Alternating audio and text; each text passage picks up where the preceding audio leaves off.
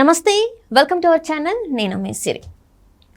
BRS ఆవిర్భవించి 23 సంవత్సరాలు అవుతుంది. అయితే తొలిసారి కేసీఆర్ కుటుంబం ఈ పార్లమెంట్ ఎన్నికలకి దూరం అవుతుంది. అంటే ఎవరు నిల్చోలేకపోతున్నారా, నిల్చోడానికి అభ్యర్థులే దొరకట్లేదా? సో ఈ అంశాన్ని మనకు వివరించడానికి మనతో పాటు ఉన్నారు TDP official spokesperson doctor A S Rao గారు.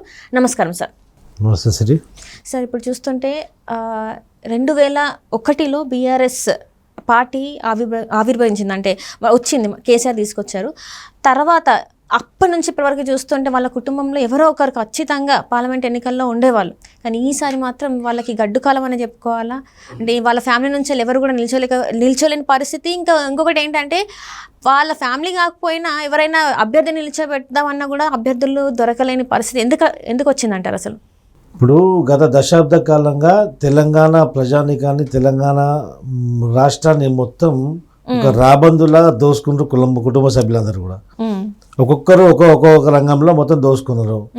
ఈమె సారదంతా చేసి ఆమె తిహార్ జైలుకి పోయింది. ఇంకోటి పరారీలో ఉన్న సంతోష్రావు, మళ్ళీ ఇంకో కేసీఆర్ అన్న కొడుకు వాడు భూ కబ్జాలలో వాడు పరారీలో పోయి బెంగళూరులో తలదాచుకున్నాడు. ఇప్పుడు మిగిలింది రేపు కేటీఆర్ కూడా పోతాడు. ఫోన్ ట్యాపింగ్ కేసులో ఖచ్చితంగా కేటీఆర్ పోవడం ఖాయము. ఆ తర్వాత ఈ మిషన్ భగీరథను మొత్తం కమిషన్ భగీరథ చేసి అందులో మొత్తం నాశనం పట్టించినటువంటి హరీష్ రావు.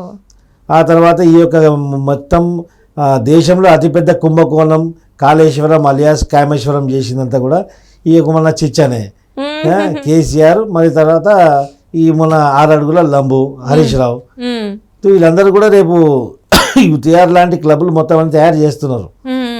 తిహార్ క్లబ్ ఏ విధంగా అయితే సుకేష్ చంద్ర వెల్కమ్ టు తిహార్ క్లబ్ అన్నాడు కదా, అలాగే చెర్లపల్లి క్లబ్, చెంచల్గూడ క్లబ్, మళ్ళీ ఇంకోటి వరంగల్ క్లబ్, ఇవన్నీ క్లబ్లన్నీ తయారవుతున్నాయి. మొత్తం ఈ క్లబ్లు రినోవేట్ చేస్తారు వీళ్ళు పోవడానికి.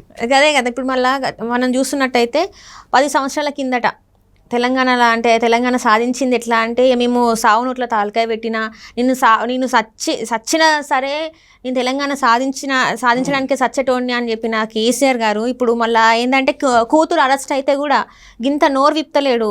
మళ్ళీ ఏంటంటే కేజ్రీవాల్ అరెస్ట్ అయినాకనేమో ఒక ప్రెస్ మీట్ పెట్టి వాళ్ళ చీకటి రోజు అని చెప్పేసి బ్లాక్ డే అని చెప్పేసి పెట్టిండు.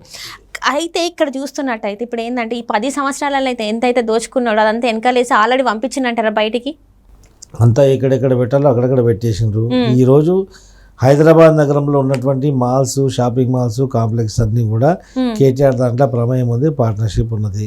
ఎందుకంటే అక్రమంగా దాంట్లో చొరబాటు చేసి లిటిగేషన్స్ క్రియేట్ చేసి దాంట్లో షేర్ తీసుకోవడం జరిగింది. ఇంకొకటి తెలంగాణ ఏం తెచ్చినా సాగు నోట్ల ఉద్యమం చేసినా, సాగు నోట్ల కాలు పెట్టినా, ఏలు పెట్టినా, సారబోసినా అని మాట్లాడాడు కదా.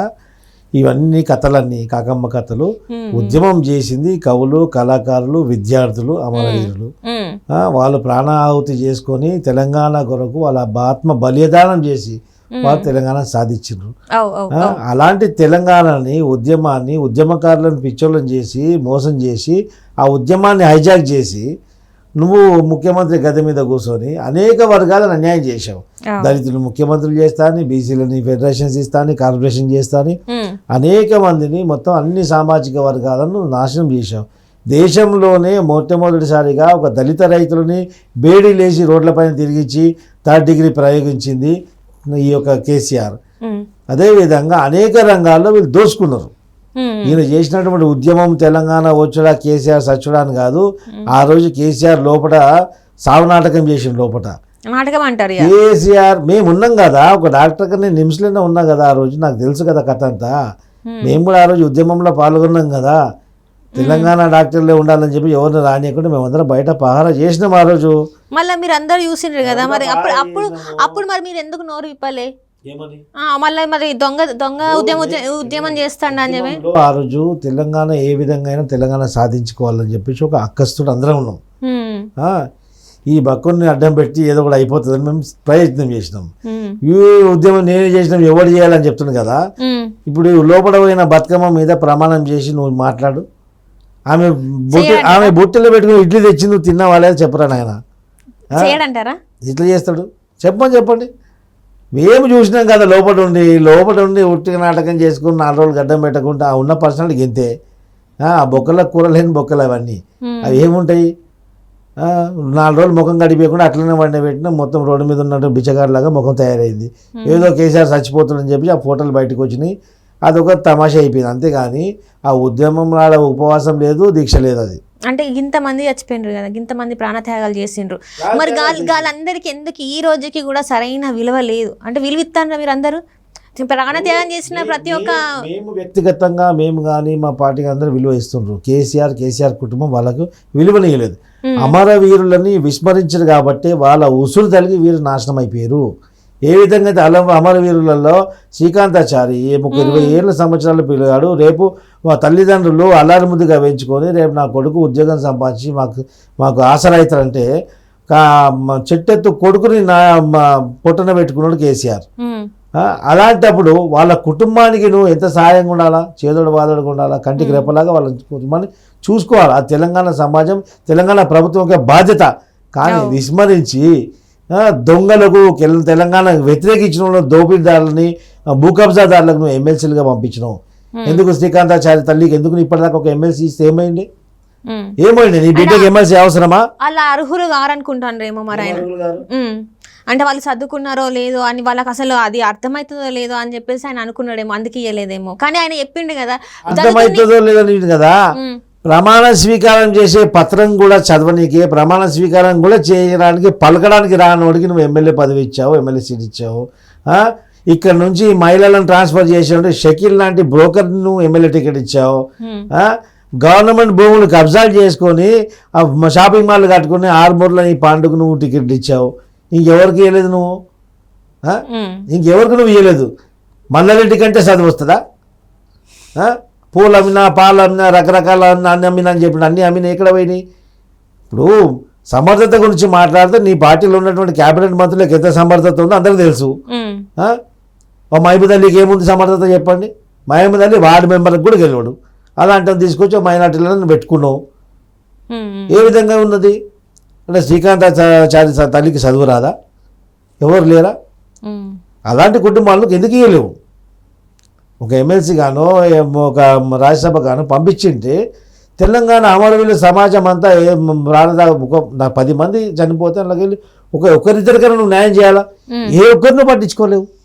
అంతెందుకు తెలంగాణ గీతాన్ని రాసినటువంటి అదేశ్రీ వారి గీతాన్ని జాతీయ మన రాష్ట్రీయ గీతంగా అనుకుంటున్నాము. ఆ రోజు ఉద్యమకాలం అన్నాం. ఆ తర్వాత ఆ విషయాన్ని మేమందరం కూడా దృష్టికి తీసుకొస్తే దీంట్లో మార్పులు చేయాలి, చేర్పులు చేయాలని పక్కకు పడేసాడు. ఎందుకంటే కేవలం ఆయన దళిత సామాజిక వర్గానికి చెందినవాడు కాబట్టి అందుకైనా పక్క పడడం జరిగింది. ఇలాంటి అనేక కార్యక్రమాలు చేశారు. రేవంత్ రెడ్డి గారితోని ముచ్చట పెట్టినప్పుడు చెప్పిండు ఆయన, ఆ ఇంటర్వ్యూలో చెప్పిండు ఏంటంటే, నేను ఇన్ని చేసిన ఎంతో మంది కష్టపడితే కానీ తెలంగాణ రాలేదు. ఆయన ఒక్కడు ఉద్యమం చేస్తూ వచ్చింది తెలంగాణ, ఎంతో మంది ప్రాణ త్యాగాలు చేస్తూ వచ్చిన తెలంగాణలో మనకి ఈ రోజుకి 10 సంవత్సరాలు అయితేనా కూడా తెలంగాణ రాష్ట్ర గీతం లేదు మన తెలంగాణకి అని చెప్పేసి ఆయన బాధపడ్డాడు. అదొకట. ఇంకొకటి, తెలంగాణ ఉద్యమంలో బయట నుంచి వచ్చే వెహికల్స్ అన్ని మనం ఆపేది. తెలంగాణలో కాదని చెప్పేసి ఆపుతుంటే ఆ రోజు ఏమైపోయిందంటే ఆంధ్ర నుంచి వచ్చే వాళ్ళు కూడా టీజీఎన్ రాసుకునేది. కొంతమంది ఉస్మానియా యూనివర్సిటీలో పిల్లలు ఛాతీ పైన పచ్చబొట్టు పొడిపించుకున్నారు టీజీఎన్. అంటే టీజీఎన్ పెడితే మళ్ళీ వాళ్ళు చెప్పినట్టు ఇదవుతుందని చెప్పేసి మేము తెలంగాణ వచ్చినాక కూడా ఇది టీజీ అవుతాం అనుకున్నాం అందరం. టీఎస్ చేశాడు. అంటే తెలంగాణ సమితి అన్న తెలంగాణ రాష్ట్ర సమితి ఆయన పార్టీ పేరుగా మారుతుంది. టీఎస్ వాంటెడ్ ఉద్దేశపూర్వకంగా టీఎస్ చేశాడు. టీజీ ఖచ్చితంగా ఇది రేవంత్ రెడ్డికి ధన్యవాదాలు తెలుపుతున్నాం. ఇది స్వాగతించదగిన నిర్ణయం. ఇది మళ్ళీ టీజీ చేయడం వల్ల ఆ రోజు గుండెలపైన పచ్చబొట్టు పొడిపించుకున్నటువంటి ఆ యొక్క ఉద్యమకారులకు గౌరవించినట్టు అవుతుంది. అట్లనే ఇప్పుడు చాలా చాలా వరకు చూసుకుంటే చాలా మందికి ఇప్పటికి కూడా ఏంటంటే తెలంగాణ ఉన్న వాళ్ళకి ఏం ఉందంటే ఇంకా ఆంధ్రోళ్ళ నాయకత్వమే నడుస్తుంది అని చెప్పేసి అనుకుంటాండ్రు. మరి అందులో వాస్తవం ఉందా లేదా? అంతే మరి. తెలంగాణ నీళ్లు నిధులు నియామకాలు అన్నారు కదా, నియామకాలు అయితే లేవు. 17 సార్లు యూపీఎస్సీ ఎగ్జామ్ మీద టీఎస్పీఎస్సీ ఎగ్జామ్ పెడితే పబ్లిక్ సర్వీస్ కమిషన్లు క్వశ్చన్ పేపర్లు ఎప్పుడు లీక్ అవుతూ ఉంటాయి. ఇక నీళ్ళ అక్కడ ఆంధ్ర నుంచి దోసుకపోతున్న నీళ్లు పోతుంటే ఆ నీళ్ళు కాపిటోడే లేడు. కేవలం ఎన్నికల్లో నాటకాలు చేశాడు. ఈ పోలీసులు వాడిని కొట్టడం, ఆ పోలీసులు వీళ్ళు కొట్టడం, ప్రజలను పిచ్చోళ్ళని చేశాడు. ఇక నీళ్ళు అని చెప్పేసి కాళేశ్వరం చేసి మొత్తం సర్వనాశనం చేశాడు. ఇంకెక్కడ ఉన్నాయి? ప్రభుత్వ సంపద అంటే ప్రజల సంపదని పెంపొందింపజేసాలి ఏ ప్రభుత్వం అయినా అని. గవర్నమెంట్ భూములు, ప్రభుత్వ భూములు 6 నెలలకు ఒకసారి వేలం పెట్టి అమ్మడం స్టార్ట్ చేసినావు నువ్వు. ఇంకా నువ్వు ఇక్కడ తెలంగాణ నీళ్లు నిధులు నియామకాలు కాపాడుతావు. తెలంగాణను మొత్తం డొల్ల చేసినావు. మిగులు బడ్జెట్గా నీకు అప్పచెప్తే తెలంగాణని అప్పుల తెలంగాణ చేసినావు. అదే కాకుండా ఈరోజు మద్యానికి బానిస చేసి డ్రగ్స్కి, మద్యానికి, ఈ యొక్క మాదక ద్రవ్యాలకు అడ్డగా మార్చింది తెలంగాణ. ఈ యొక్క తాగుబోతు తెలంగాణ చేసినావు. అదే అందుకే ఈరోజు తెలంగాణ సమాజాన్ని నువ్వు దోచుకున్నావు. అప్పనంగా నీ కుటుంబం మొత్తం దోచుకురు. అందుకే ఈరోజు మీరు ప్రజల్లో తిరిగే అవకాశం లేకుండా పోయింది. ఈరోజు మీకు దమ్ము ధైర్యం ఉంటే మీ కారు దిగి ఏ ఒక్క చౌరస్తా మీద 5 నిమిషాలు నిల్చోండి. 50 మందికి తక్కువ మనుషులు నిన్ను కొట్టకపోతే అప్పుడు అడుగు 5 నిమిషాలు. ఎందుకంటే ఆ ముఖం చాటేసిన, అందుకే ముఖం లేక ఈరోజు మీకు తెలంగాణ సమాజాన్ని ఎదుర్కొనే ముఖం లేదు.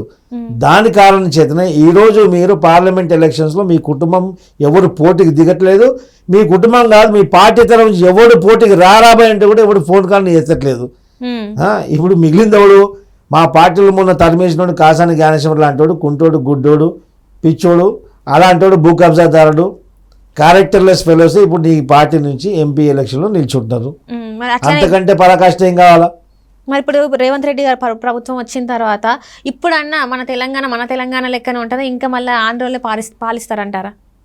ఇప్పుడు పార్టీ తెలంగాణలో కాంగ్రెస్ గవర్నమెంట్ ప్రభుత్వం వచ్చి ఒక 3 నెలలు అయింది. ఇప్పటికైతే వారు తెలంగాణ యొక్క సెంటిమెంట్లని, తెలంగాణ యొక్క భావాలని, మనోభావాలని గౌరవించగా నడుస్తున్నారు. ముందు కూడా అదే విధంగా నడవాలని కోరుకుంటున్నాం. ఒకవేళ ఆయన కూడా పట్టాలు తప్పితే ఖచ్చితంగా తెలుగుదేశం పార్టీ తరఫు నుంచి మేము ఉద్యమం చేయడం ఖాయం. అడుగడుగున్న తెలంగాణ మనోభావాలకు ఎక్కడ డోకా జరిగినా ఖచ్చితంగా అడ్డుకుని తీరుతాం, ఏ ప్రభుత్వం ఉన్నప్పటికి కూడా. అది ఎలాంటిదైనా తెలంగాణకి కొంచెం అటు ఇటు అయితే మాత్రం ఊరుకునేది లేదంటారు. ఖచ్చితంగా ఊరుకునేది లేదు, సవాలే లేదు. రైట్. థ్యాంక్ యూ అండి సో మచ్ అండి. Thank you so much.